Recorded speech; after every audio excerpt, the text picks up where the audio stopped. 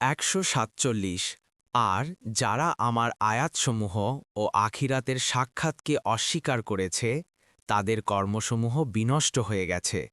তারা যা করে তদনুযায়ী তাদের প্রতিদান দেয়া হবে।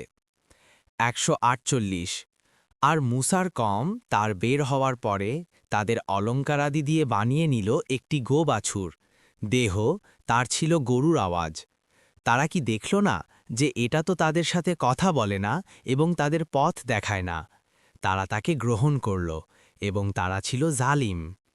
149 আর যখন তারা অনুতপ্ত হল এবং দেখল যে তারা তো পথভ্রষ্ট হয়েছে, তখন তারা বলল, যদি আমাদের রব আমাদের প্রতি রহম না করেন এবং আমাদেরকে ক্ষমা না করেন, তবে অবশ্যই আমরা ক্ষতিগ্রস্তদের অন্তর্ভুক্ত হব। 150 আর মূসা যখন নিজ কওমের কাছে ফিরে আসল রাগান্বিত বিক্ষুব্ধ অবস্থায়, তখন বলল, আমার পরে তোমরা আমার কত খারাপ প্রতিনিধিত্ব করেছ। তোমাদের রবের নির্দেশের পূর্বে তোমরা তাড়াহুড়ো করলে। আর সে ফলকগুলো ফেলে দিল এবং স্বীয় ভাইয়ের মাথা ধরে নিজের দিকে টেনে আনতে লাগল।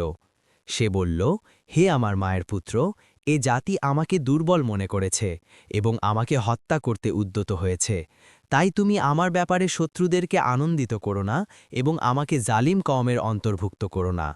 সে বলল, আমার রব, ক্ষমা করুন আমাকে ও আমার ভাইকে এবং আপনার রহমতে আমাদের প্রবেশ করান, আর আপনি রহমকারীদের মধ্যে শ্রেষ্ঠ। 152 নিশ্চয়ই যারা গোবাছুরকে উপাস্য হিসাবে গ্রহণ করেছে